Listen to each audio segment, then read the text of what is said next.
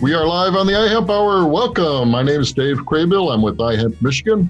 iHemp Michigan's mission is to educate, inform, and promote the research, development, and cultivation of industrial hemp in Michigan.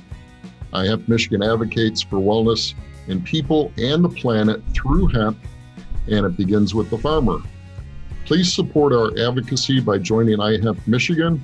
Business members receive a listing in our business directory, which is actively searched by thousands monthly. So we're going to get the show started. We have a really informative show as always. But let's start out on the marijuana side with Mike Brennan and the Michigan Marijuana Report. What's going on, Mike? Well, this from the non-farmer in the group, but so I'm in Ann Arbor, and we published the MIMarijuanaReport.com, and a couple of interesting things we had on the show yesterday. We did a show on cannabis tourism, which, believe it or not, is starting to really take off. A local guy by the name of Anthony Freed is providing tours. Ann Arbor's where the Hash Bash started 50 years ago, where the Monroe Street Fair has been going on for 20 years, where John Sinclair originally got arrested for having 2 joints. So what this fellow Anthony Freed is doing is something called Mary Jane Tours, where a little minibus drives you around town, shows you all the historical stuff about cannabis in Ann Arbor, which is kind of the hub of the cannabis community here in Michigan. So that's available. You can go to MIMarijuanaReport.com and take a look at that. Also, Charlie Strackbein was on the show. He's the one that runs the Monroe Street Fair, and he mentioned or he announced that it's going to be coming back in 2022. They had to not schedule it in 2020 and 2021 due to the pandemic. We're keeping our fingers crossed now that Delta variant seems to be messing things up, that we'll actually be back to normal, whatever that is, next spring, and then the event will come back. And then a couple other local things. C3 Industries just opened their 5th dispensary in Kalamazoo, 5th in the state. They also have them in a variety of other cities, including Ann Arbor. And then on Saturday, Loom Cannabis and Citizen Yoga are teaming up for an outdoor yoga event. That should be interesting. Details, it's at DTE Energy Theater, which the old Pine Knob, and tickets are available. You can find all that information at MIMarijuanaReport.com, and that's pretty much it, other than there is a big event going on up north at Shanty Creek right now. The Michigan Cannabis Industry Association, starting yesterday, and they're running for the next couple of days, is having their annual summer event. I was unable to get up there this year, but I can only imagine what fun they must be having with 300 cannabis enthusiasts up there at Shanty Creek. So yeah, we've had some good weather for them too. Oh yeah, it was perfect this morning. Yeah, it's like 75 today. Perfect. Stopped raining a little bit. Yes, wonderful thing. We've gotten a ton of rain here in southeast Michigan over the last month. We've got almost a foot of rain. Yeah. So we're very happy that it's not raining right now. Back to you, Dave. Blaine, what's going on? Well, Dave, got a lot of great information to share. I'm going to try to condense it as best I can, but every week there's just more and more great news about hemp and where it's going and how it's going to all play very major into our lives. Matter of fact, just a little teaser, green salads, hemp greens may be coming to a salad bowl near you real soon. So we'll talk about that more at the end of the show when we do the recipe, but that's a good use of all those fan leaves, it sounds like. Well, something. It's interesting. It's happening out in Arizona right now is where they're doing some research. So I'm going to try to, I just read the story today, actually, and I'm going to try to contact them and see if we can't somehow be part of that here in Michigan with that. That'd be a nice pairing with some of that highway vodka. There you go. Vodka salad vodka. What are we going to have? I just don't know. I'm going to make it. Mike can make the decision on that, I guess, right, Mike? Yeah, I'd go with the vodka. So I'm a big Moscow Mule guy, So. Okay, well then, yeah, we definitely we're working on getting that the hemp vodka for something coming up that I'll share in just a second. But yeah, I probably shouldn't say this, but this is a really good joke I have.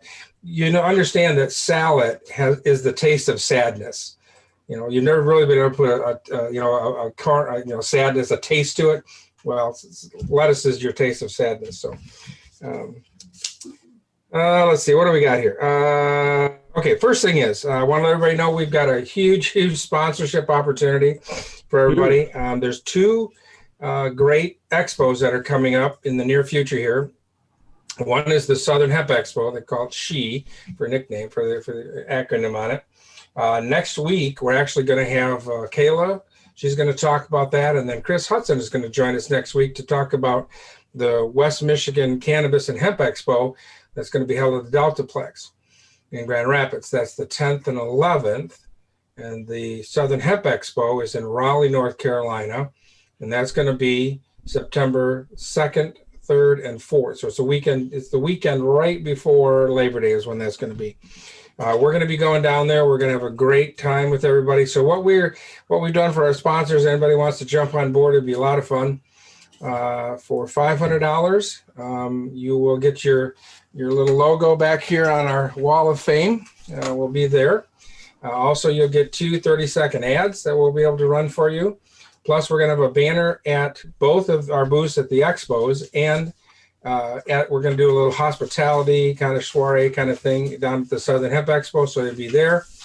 If you have any, we don't really want products so much to handle that, but if you have some information to hand out about the company, about what you're doing, any products you're carrying, we'll take that with us. We'll have that for people available. So a great way for pretty inexpensive price to get a lot of exposure right real quickly here in the next month. So $500 get you on the show, and we'd love to have you come play with us, and we'd love to be able to help out our members and be able to sponsor and show that information for you. So keep that in mind.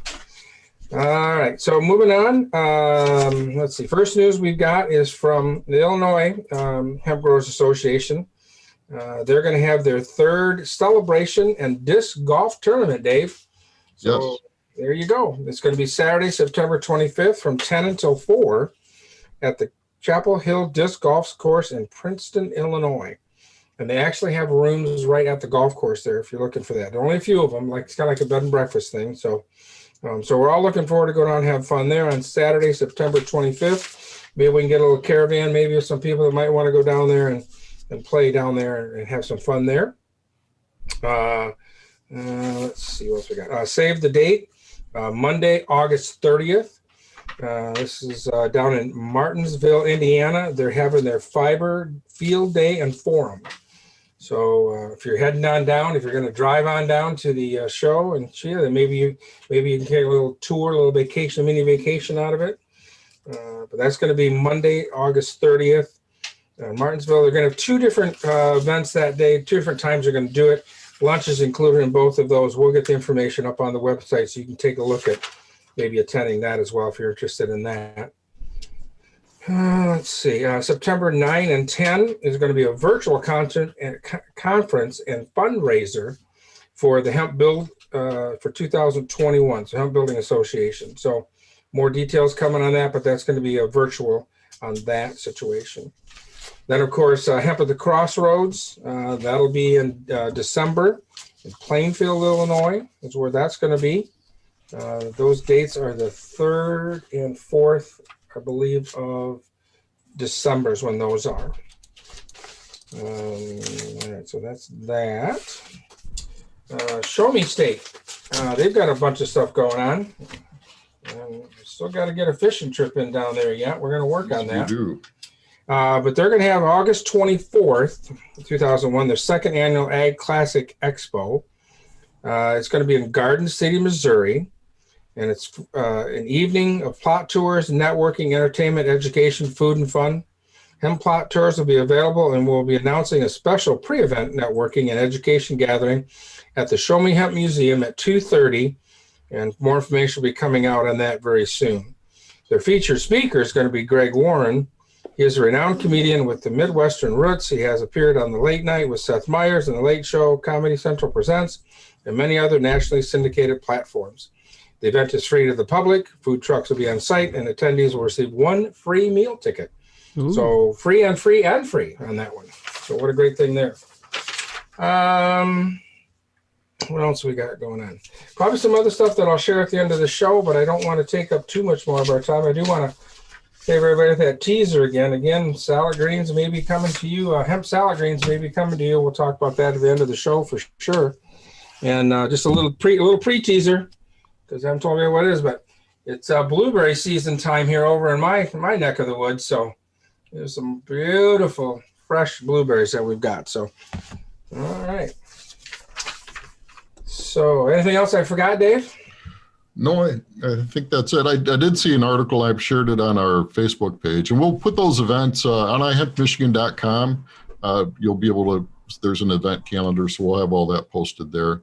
But I did notice the FTC came out in support of right to repair, which I think is a big issue for a lot of farmers. With a lot of this complicated equipment and machinery, they have to have service contracts and such, and it adds to the expense. And looks like there might be some relief for farmers coming in this area.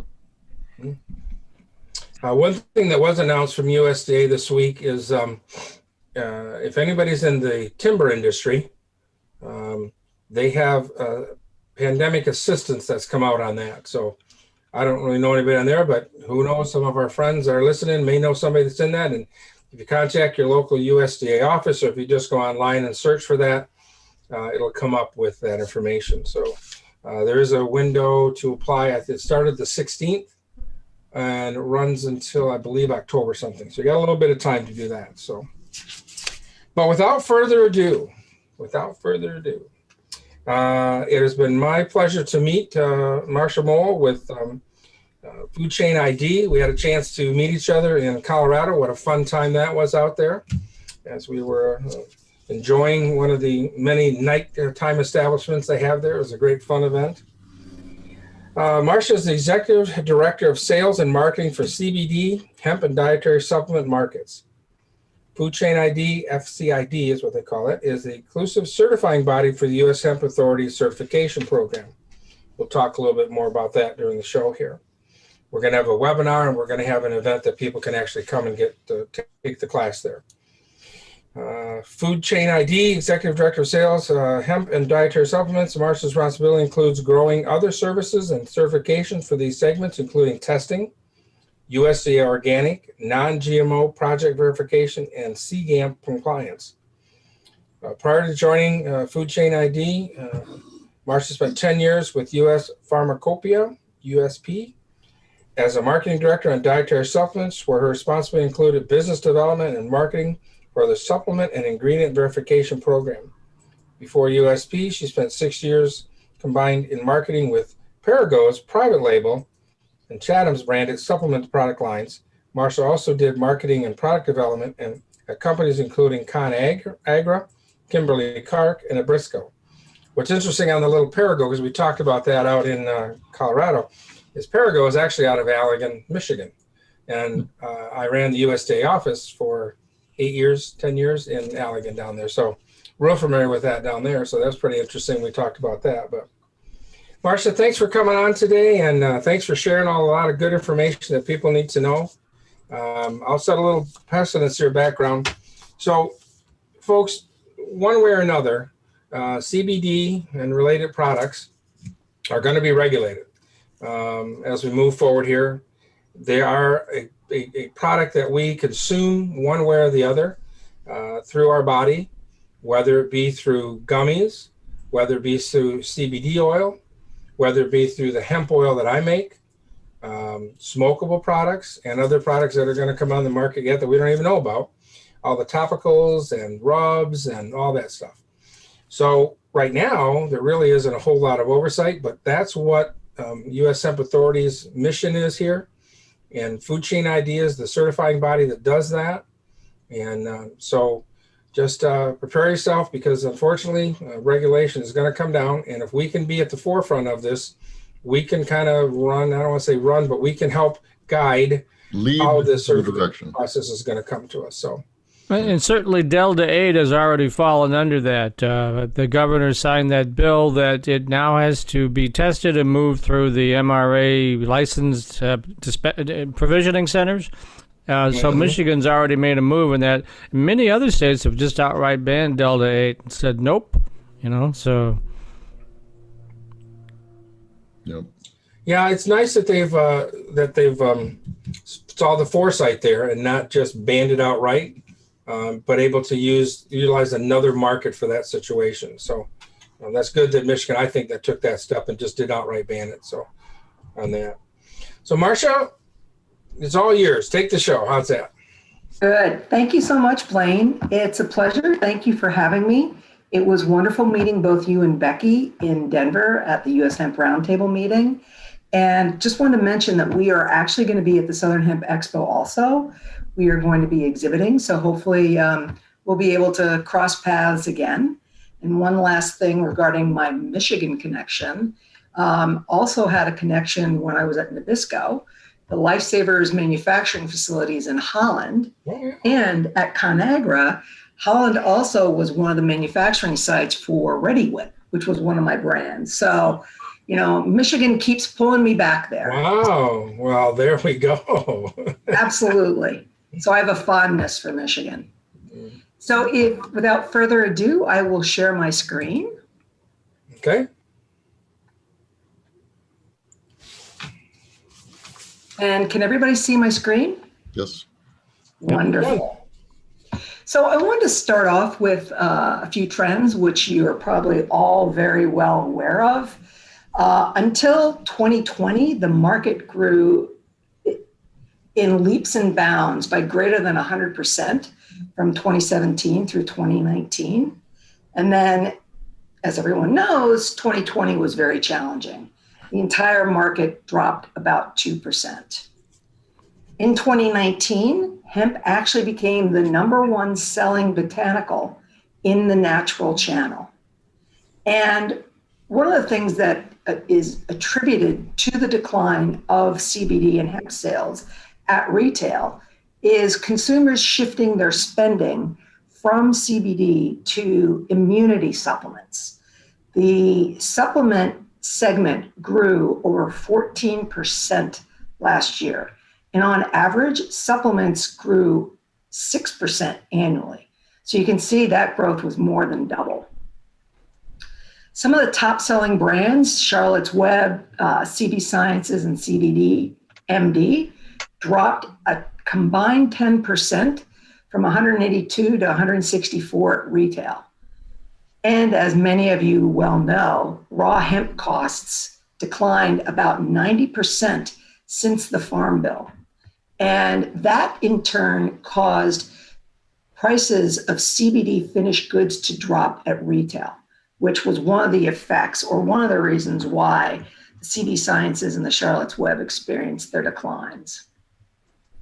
And overall, while supplement sales increased, CBD supplement sales declined by 6%. The good news is in 2021, the segment is expected to rebound and projected to grow 16%. And the projected growth is supposed to last between now and 2023 in the mid-teen range. There are over 3,000 companies estimated to be selling CBD products at retail, and they have very little to no differentiation. And because this is really a segment in its infancy, companies really haven't established reputations, which would provide consumers confidence at retail to know what they should be purchasing.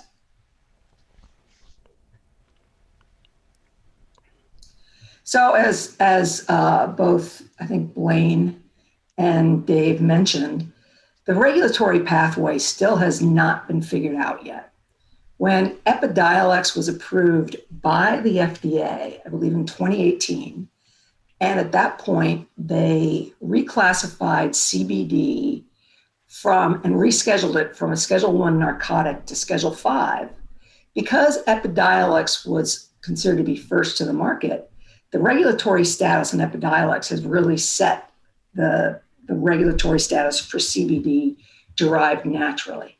And unless and until there's a change, either legislatively or by the FDA, it is still considered a drug. But as we well know, the FDA is really turning a blind eye. Stephen Hahn, who was the former person at FDA responsible for this, indicated that basically the horse is out of the barn and they're really not going to be able to put it back. And so what they're trying to do is they are trying to monitor websites, trying to do testing, and they're also doing GMP audits of facilities. Earlier this year, there were actually two pieces of legislation introduced. One was the House of Representatives Bill 841, introduced in February, and then the Hemp Act, introduced in May 2021. So the hope is that at some point in time, hopefully sooner rather than later, the path will be clear for use in both foods and dietary supplements. As I mentioned, the FDA and others are watching. There have been recent actions that the FDA has taken. As I said, they're monitoring websites. They're also very concerned with egregious health claims that are being made. For a dietary supplement is not intended to treat, cure, or mitigate any disease, nor are they allowed to discuss efficacy like drugs. And so this is one of the things that the FDA is monitoring. They're also monitoring any claims being made or marketed to vulnerable populations like women who are pregnant and or breastfeeding. As I mentioned, they have tested products. They've actually pulled over 200 products. They've gotten lists and scoured websites and pulled information from those websites to determine which products to test. And as a result of conducting audits of manufacturing facilities, they have issued 47 warning letters since 2019.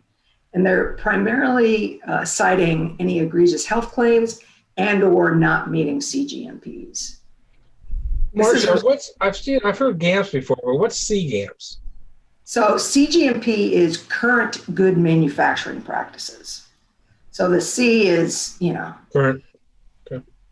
The most recent, and it follows 21 CFR Part 111 and parts of Part 117. And for any of your folks who are manufacturing finished goods that have a supplement label claim, going forward, they will have to follow those cGMPs. And if they have done a food safety audit, like HACCP or BRC or SQF, they're really going to need to have a cGMP audit in the future. So there have been several lawsuits that have been brought against CBD companies. Many of them are by what I would consider to be ambulance chasers. And several of the lawsuits have been stayed because they are waiting until the FDA establishes the regulations and determines how they are going to be perceived and whether or not they're going to be legal for use in supplements and foods. So these are lawsuits that users of the product or lawyers, or one of the two, have filed or thinking about filing them against the companies. Yep. And because California has Prop 65, which has more stringent regulations on levels of contaminants, especially heavy metals, that has also added to the lawsuits. Some retailers have actually pulled products off the shelf. CVS pulled some products after a brand had received a warning letter from the FDA. And there are also some state regulators that have ordered removal of CBD products. I know Maine is one state where they have ordered removal of CBD gummies.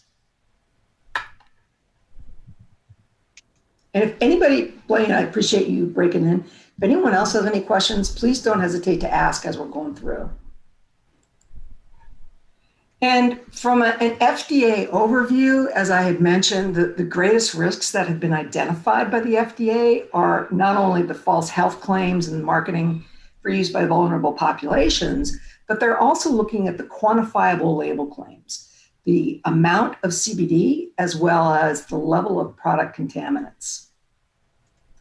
When it comes to the cGMP audits, the top things that are cited are lack of written specifications for ingredients, as well as batch records, There is little to no stability testing procedures that have been put in place, which would establish the expiry dates for products. And then again, specifications for the identity, purity, strength, and quality. That's very important when you're talking about any botanical. And as I said earlier, unapproved drug claims. The 200 products that they pulled from the internet and from shelves that they're testing randomly, of those, 31 products tested contained either no THC or had above or below 20% of the claimed amount. As you're all probably pretty aware, most manufacturers put in overages to ensure that they are at 100% of shelf life at the end of expiration. And the FDA really plans to continue to test CBD products periodically and will report back to Congress. And so if organizations do not comply and do not correct any violations that have been cited by the FDA, it could result in legal action, including seizure and injunction. I know of an organization not associated with CBD where they actually came in with guns drawn and shut the organization down, resulting in this fairly large, it was the largest private label manufacturer of over-the-counter drugs, a major competitor, Perrigo, that ended up basically in bankruptcy and being sold off. So I don't think you folks want that to happen. I want to go back to your test results there, talk about, said 11 of the 31 products tested contain no THC. So, I mean, to be industrial hemp, of course, it needs to be the 0.3. So they had 0 or 20%. So I wonder if any of them were hot, so to speak, over that amount. Right. Okay. I think the label claim was probably, the 0.3%. And, it didn't meet those levels. So that may be an error on my part, Blaine, that it should have been over as opposed to no THC.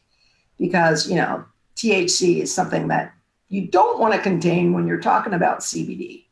Mm-hmm. I was saying that's interesting to know that. So, yeah. Yep.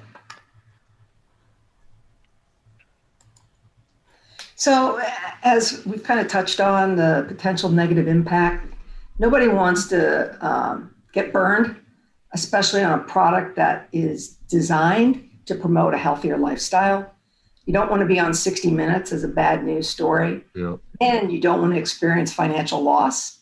Curaleaf shares tumbled after the FDA warning letter came out, and the company's launch of a full CBD line and a CVS partnership, it granted them visibility and brand awareness. They are actually the brand that was pulled from the shelves. You want to provide transparency. You don't want to become bad news.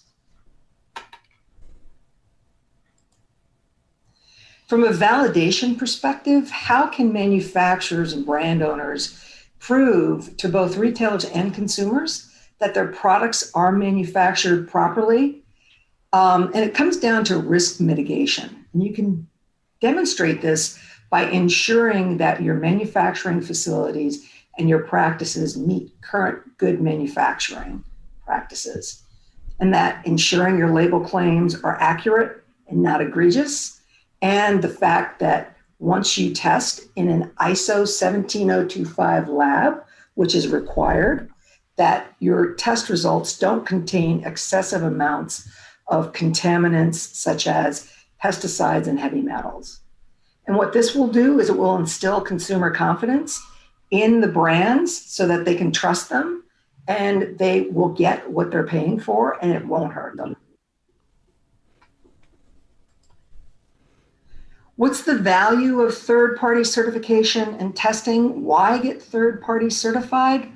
It provides assurances for consumers as well as retailers, and it reinforces brand value. And it's a visible element at the shelf, which is often where consumers make their purchase decision, that by seeing the US Hemp Authority seal, it provides them with a shorthand note to know that that product has been reviewed by a third party. And it can provide differentiation versus other brands on shelf. Will the US Hemp Authority be launching a marketing campaign to build that awareness, what the brand is, what the seal means? So we are doing some things, Dave, but because we are associated with a trade group, funds are very limited in order to do advertising and promotion. So one of the ways that we do it is by participating in webcasts like this to get information out. We are going to be exhibiting at trade shows. One of the things that we have found is in the past, before COVID hit, the face-to-face meetings and exchanges are invaluable. Oh, yeah.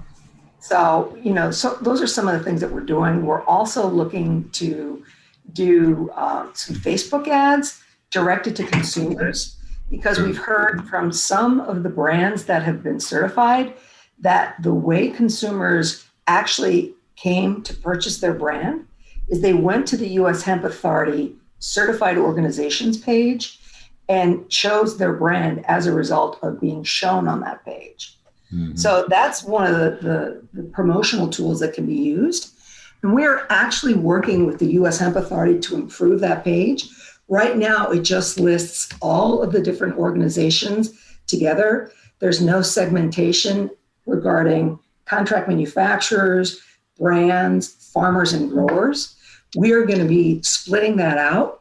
And not only are we going to split it out, but we are also going to list the products that are certified, because consumers really want to know which ones are. And not all products by all manufacturers who are certified are in fact certified. Mm-hmm. That makes sense. So third-party testing, again, is very valuable because there is a lack of federal regs that are regarding CBD products, which also means that there's really no standardized process. One of the things that has been most valuable with the US Hemp Authority is the establishment of their certification standard. And that is on their website and can help guide anyone who is interested in getting certified. Another thing that we've heard quite a bit of feedback on is inaccurate lab test results. And I think one of the most important things anybody who is doing testing, whether it's on biomass, whether it's on a finished good, can do is actually qualifying the labs they use on an annual basis by sending the same lot to 3 different labs to see what the results are that you get and to confirm that they are equal across the board. And if they're not, then that should cause pause, and you need to go back to those and try to determine why. So, and then once CBD is legal for use in supplements, as I had mentioned earlier, anyone using a supplement facts panel will need to abide by the cGMPs in 21 CFR Part 111 and some in Part 117. Another thing that we have run up against is the brands that have combined products, like a melatonin and hemp. That's a common example for sleep. Many of the brands are not testing all quantitative label claims. So they're testing the CBD and hemp, but they're not testing the additional active ingredients. That will be required going forward when the regs catch up and it is approved for use by the FDA. That makes sense.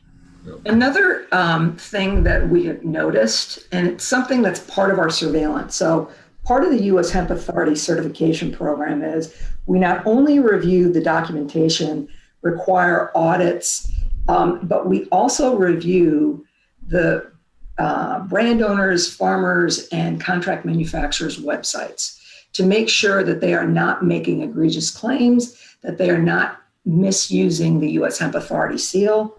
And as part of the label review in this process, we also make sure that if there are any warning labels that need to be on there, they are on there.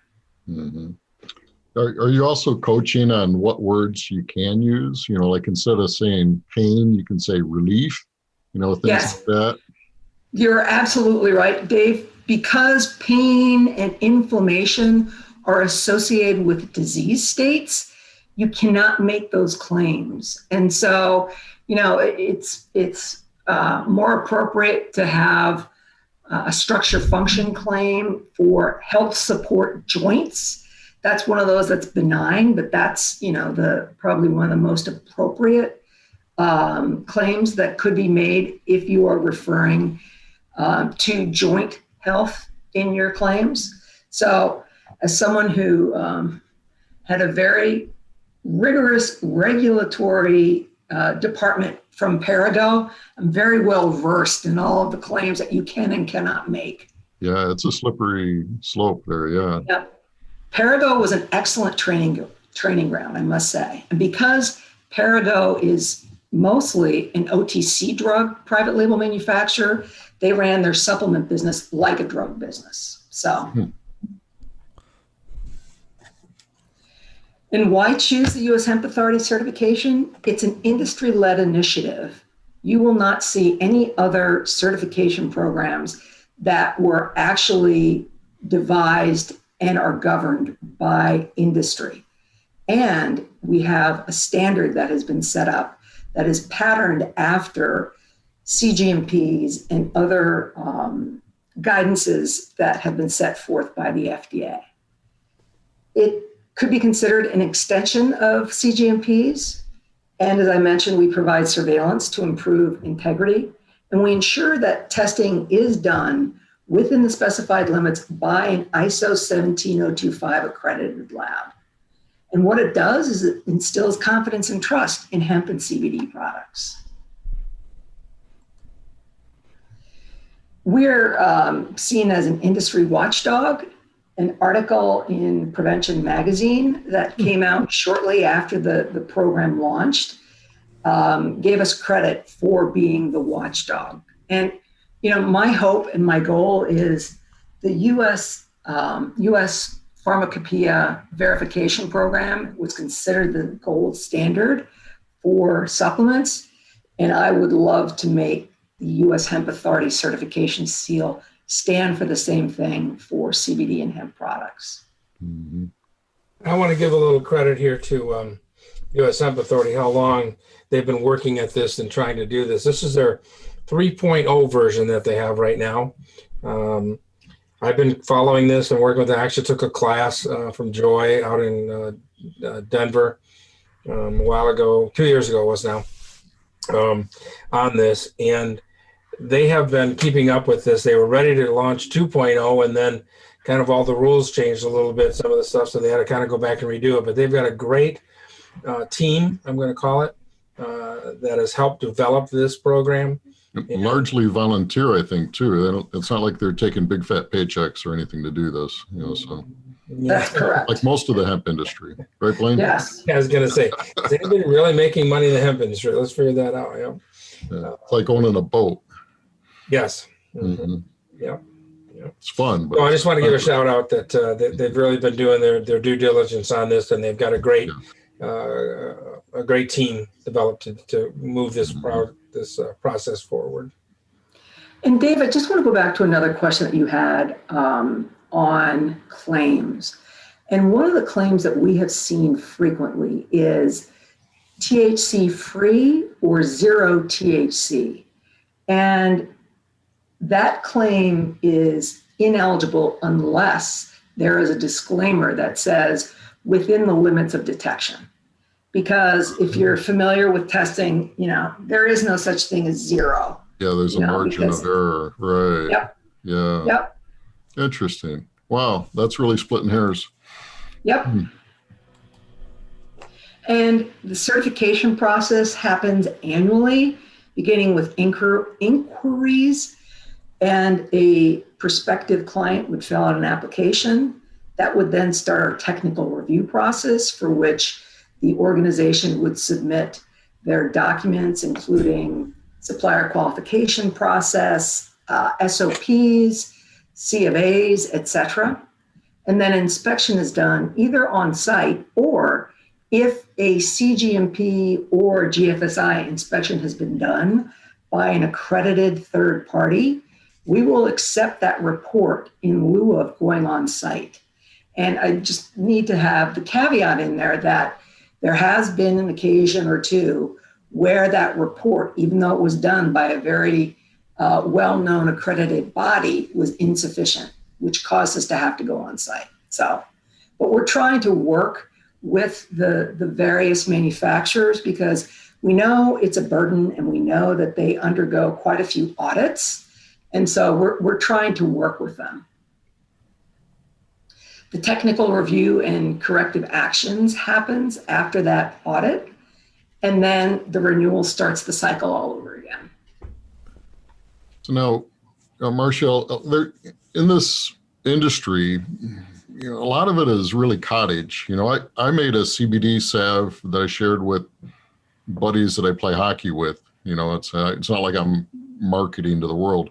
And I did it in my garage, and I try to be careful and be respectful and do all the right things. But so, that's a far cry from a formulator, a professional formulator. Do you see this program fitting to a craft niche, craft maker as well? Dave, that's a great question. And I think the situation you're describing is very similar to how the dietary supplement industry was before 1994, before the Dietary Supplement Health and Education Act, and before the implementation and requirement of cGMPs beginning in 2010. So, if it is too expensive or too difficult for a craft person like yourself to follow, at the very least, I would suggest familiarizing yourself with version 3.0 of the certification standard, because that doesn't cost anything. You can access it for free, and it can give you some guidance. Okay. I'm going to bring, when you're done, I'm going to bring up the US Hemp Authority website. So, okay, wonderful. And that's almost a perfect segue. Right. So, any questions that anybody has, I'd be more than happy to answer. I don't know if we've had any on the chats or not, if they've come in, but check the website here again. And so this is the seal here that the US Hemp Authority seal that says H certified. That's the seal that we're trying to have consumers realize that when they see that seal, that they know that that product, that manufacturer has gone through a series, an audit situation to make sure that they're doing good practices. In the vegetable industry and the fruit industry, you call it keeping the poop off the food. Same thing here. It's a good thing. Keeping the poop off the food. Sometimes we don't not want to know how the sausage is made. Yeah, right. You just want to throw it on the grill and enjoy. That's right. Don't spoil it. So that's the idea here, is that people will be able to recognize a brand on this. There's not really a lot of other things out there. Organic, they've got their little symbol that goes on to organic products, that kind of thing. But, when I do my help, because I do food safety audits, helping farmers get through those and plan their handbooks and do all that. There's very few. When you go buy a banana, right, or a strawberry, there's really nothing on that package that says that they've really been audited, but everybody has been with the FSMA laws, or at least they're supposed to have been. So this is a great way for people to quickly visually see, okay, this product has gone through this process, and I feel it's at least a safe product. Whether it'll work for me, that's another question, right? Everybody's got to try that, but at least I know I'm getting a good, clean product to be able to try to go from, and it's being tested, and they're saying what's in the bottle and what it's there and those kind of things. So it's important. But I will stop sharing my screen now, Blaine, in the event that you did want to bring up the US Hemp Authority website. All right, I'll do that. Thank you. Right. And thank you so much to you and Dave and Mike, as well as your members, for allowing me to speak with you today. So I throw a pitch in there too. So in August 25th, we're going to have a webinar. We're going to have 2 webinars that day.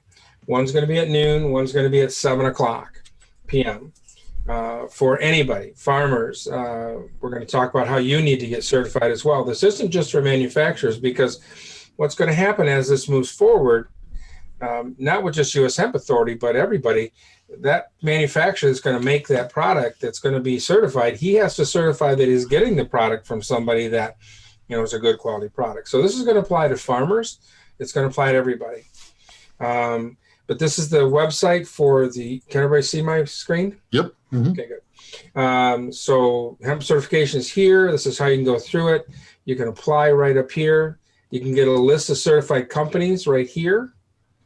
These are ones that have already gone through the process. So and I see the review button at the top, so that'll give you the language and the certification standard at the very top in the orange. Correct. Yep. That would, or you have to say that. Let's click on that. There is I saw it down below as well, Dave. I didn't catch it up there. That just lets you download it. Oh, okay? That's for the PDF. Which okay. now that you've made me do that, Dave, I'm going to do that. Well, I guess I'm not going to. I'm going to go back. Well, you just hit save real quick. It'll save you there. Yeah, there we go. But it's also under the steps to certification. Okay. It provides you with more details, including the costs. Yeah. There we go. So again, companies be listed here, and this is good for a year's time, right? That's correct. Mm-hmm. So people can already find out right now where that's at. Let me go back to. Okay. Yeah, we want to know that it's being done right. That's for sure. So this is a great tool, for people to use to everyone be on the same page. So this is how you can apply for it. Of course, this is all why to be certified, which we've been talking about. This is how you become certified. Go through those process, and then apply. Oh, I thought there was a button there. There was a button. Anyways, it's at the top to be able to download the 3.0 version, and like I said, you can at least go through it, see what has to be done. There's a review button there at the top, Lane, just under your. Is that it? That's the one right there. Yeah, that's the one to download. Yep. Mm-hmm. Yep. So now I have the standards. So now I have something else I can do, and when I'm doing nothing, I can read the 3.0 standard. Of course, I already have read a lot of it. So on that, I just got done this last week working with a client here in the state that did get GAMP certified for hemp production, hemp oil, CBD oil production. Unfortunately, it wasn't US Hemp Authority, but that next year, I think it'll be next year they'll be doing US Hemp Authority one. So they're too far along in the process to change things. But so this is what's going to be coming. I would suggest, especially again if you're a farmer on this, because it's going to affect you, to look at this standard. It takes a little while. You can do this on your own, certainly. There are many tools out there available. There are other people like myself that also do help with writing the handbook and getting the SOPs, they call them standard operating procedures, in place. So you can get some help that way. And then one of the things that we're going to be having is having Thursday, January the 20th, the day before we start the Midwest iHemp Expo. We're going to have some kind of training class that day. So further details will be coming out on that. That probably won't be a free course. It'll probably be something you'll need to pay for to get that information. But whatever the price is, it'll be well worth it as you move through the certification process. So if you're already manufacturing, you're probably already doing something similar to this. But if you're not, then this is something that could be a great step, and it can be a great selling tool as well. If they see that when everybody understands what that seal is going to mean, it'll help with sales product, I'm sure. So definitely. All right. And Dave, one of the things that we hear more and more frequently is for finished good brands, manufacturers who want to sell into retail, large retail outlets, that more and more retailers are starting to require it to be sold on their shelves.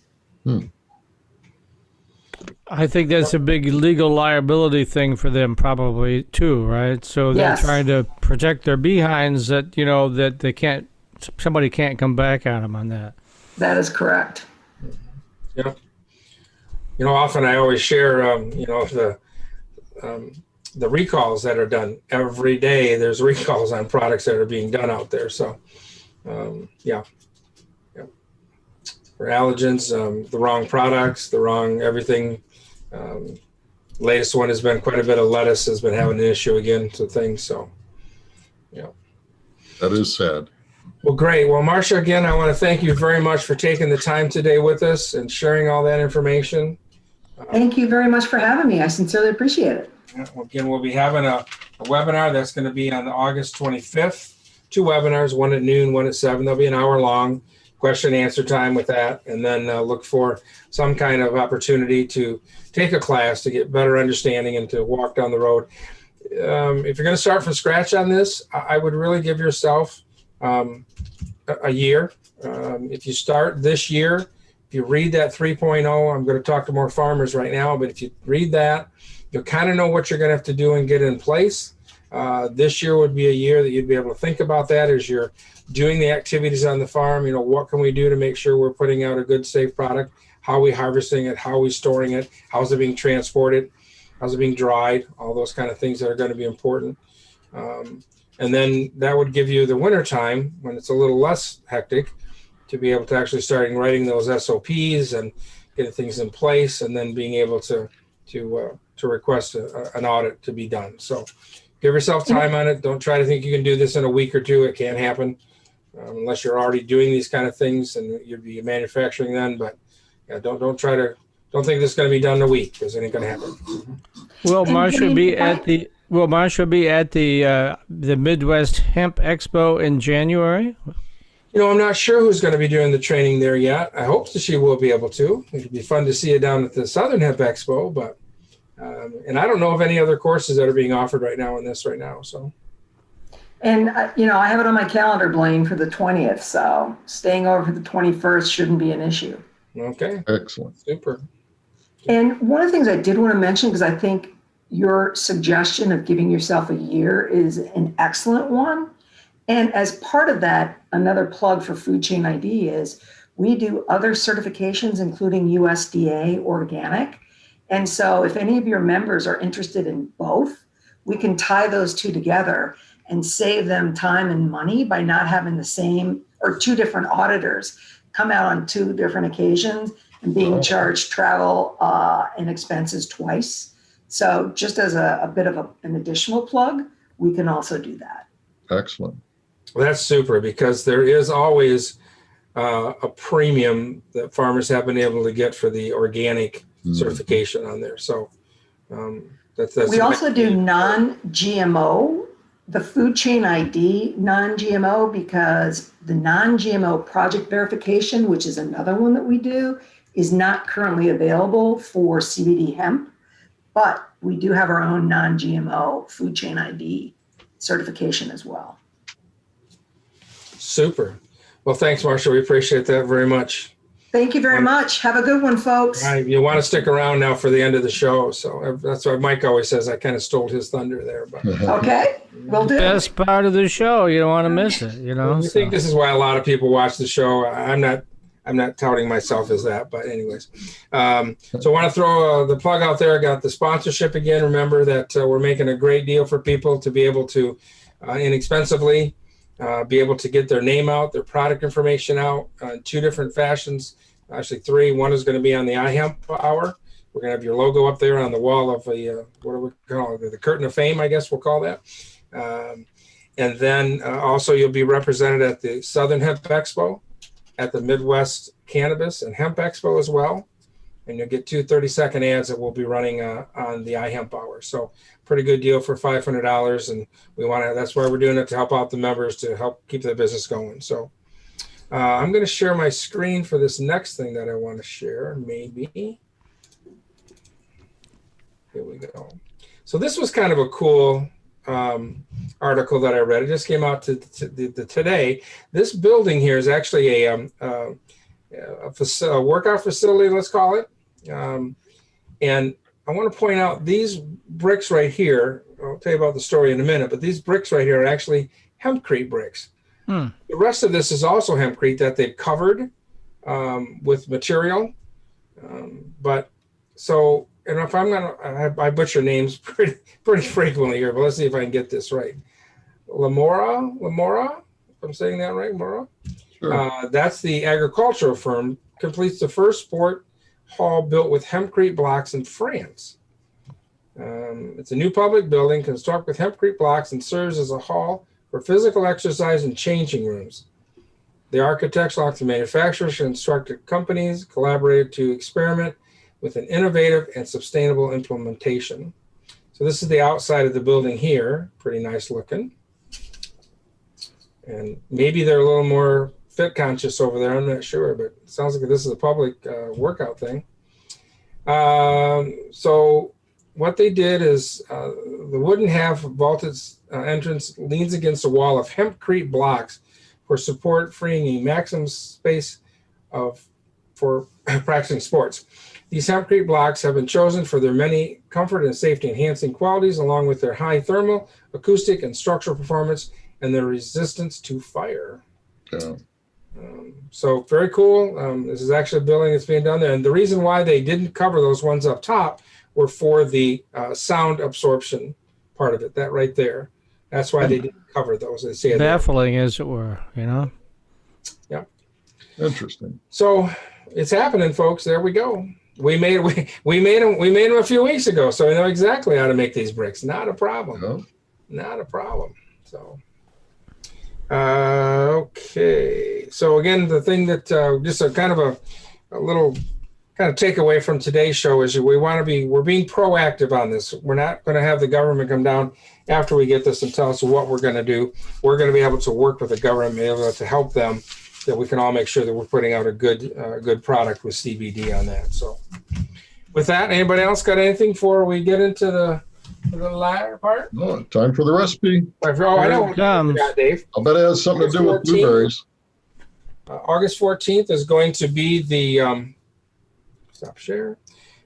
Is going to be the rally. We'll get more information on that out very shortly, but going to be a nice day on that day. We've already put in the request for good weather. And we're going to be doing 4 or 5 stops, maybe 6 stops altogether. Going to be taking hemp run. Yep, going to be a little road trip, a little hemp day for everybody. So that's our hemp working network for August. Okay, all right, here we go. So here we are. So it's blueberry season over here, like we said before, and I gave you a little tease. Oh, wait a second. I forgot about the greens. I got to talk about the greens. So could hemp be the next leafy green grown in winter vegetable rotation? At least one University of Arizona scientist sees the value of hemp in desert systems, not in the CBD it can produce for oil, but for the fiber, seed, and possibly a leafy green version that can be consumed by humans. Robert Mason, research agronomist with the University of Arizona Cooperative Extension in Yuma, is studying the hemp varieties to see if they can grow and produce well under Arizona conditions.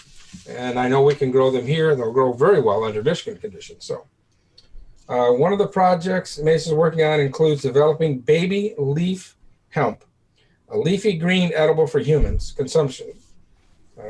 He has confidential agreements with some companies out there, so they couldn't go into a lot more detail, but just to let you know, coming soon to your salad bar soon. There's going to be maybe some hempy leaf greens. So, okay.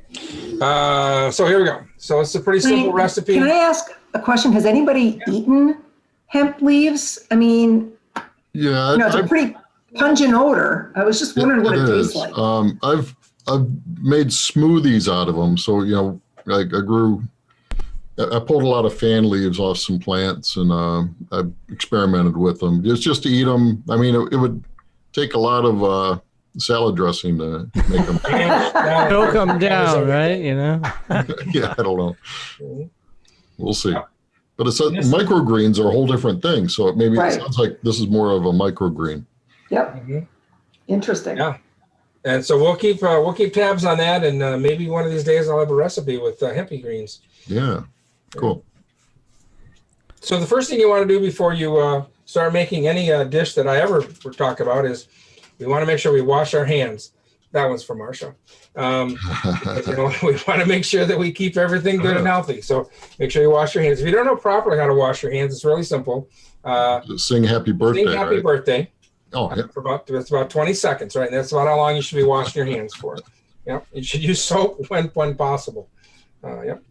All right. So the blueberries, we talked about that. So blueberry season over here. These are blue crop. Those are the ones that I like the best, for sure, on those. And then we're going to need hemp hearts. Okay. So we got those available. And then I'm going to make this one really simple because it's a corn muffin is what it is. Hemp seed and blueberry corn muffins is what this is. And so some people are really good doing stuff from scratch. I'm doing good stuff from boxes. So this is the one I got for this particular one. Dave, do you have that? You can bring it up. I wasn't. I maybe you do, maybe you don't. I emailed it. If you don't, it's fine. Did Becky send it? Yes, she did. Oh, okay. She sent it just for the show. Got it. All right. I was waiting to be informed of such. So here we go. So, Blaine, are you the true chef or is it Becky? How do I want to politically say that? Yeah. Careful on that answer. Really careful. Becky is awesome at everything. Yes, there you go. That would be a good answer, Blaine. What's that? What was that answer? Becky is awesome at everything. Yes. Yeah, there you go. Okay, we'll go with that one.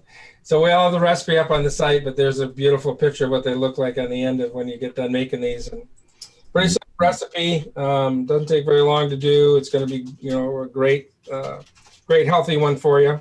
At least you can say it's healthy because you have hemp parts in it. That's for sure. Doesn't take long to make. And whatever box you get, of course, you can follow the directions of those, or you can actually follow the recipe there. That'll give you how to make them from scratch. And all of Blaine's recipes are at iHemp, right? Yep. They are. At hempmichigan.com. And this one I was able to get from the Whole Food Market. I always want to give credit to where I find these recipes because I don't want anybody to think that I'm a chef that can do this. Now, when we get to the grill part, I can do my own on that. But so that's where we got this from Whole Foods on that one. So I want to thank everybody for being here today. Marcia, again, thank you very much. We'll look forward to working with you more as we move forward. Thank you. Especially again on that webinar and then on the training we're going to have. Next week, we got a pretty interesting show. Again, we're going to have Kayla from Southern Hemp Expo. She's going to come on and talk about the great activities they're going to have down there, some of the great speakers. If you go to the site right now, you can see their speaker lineup that they have. A lot of great information is going to be there for sure. We're trying to get a little group together. The iHemp Hour is going to sponsor hospitality while we're down there, at least one night. So we'll have that for everybody to be able to enjoy. And again, if we get a group that wants to go down, we can kind of caravan down. It's about 13 hours to drive, is what they say. So we'll look forward to kind of maybe putting a group together for that. So I'm thinking a party bus. Then everybody's on the same bus, only one driver. Wouldn't that be fun? It sounds like a fun idea to me. That's for sure. We're going to be featuring Highway Vodka, just so you know. So wow. Yeah. So I guess a friend of mine says if you don't start drinking early, you can't drink all day, right? So that's it. Yeah. We have to do that. There's some truth to that. The other one we'll have on will be Chris Hudson will be joining us too for a little bit talk about the West Michigan Cannabis Expo, and that's going to be September 10th and 11th at the Deltaplex. So thanks everybody. A lot of fun coming up. Go to iHempMichigan.com.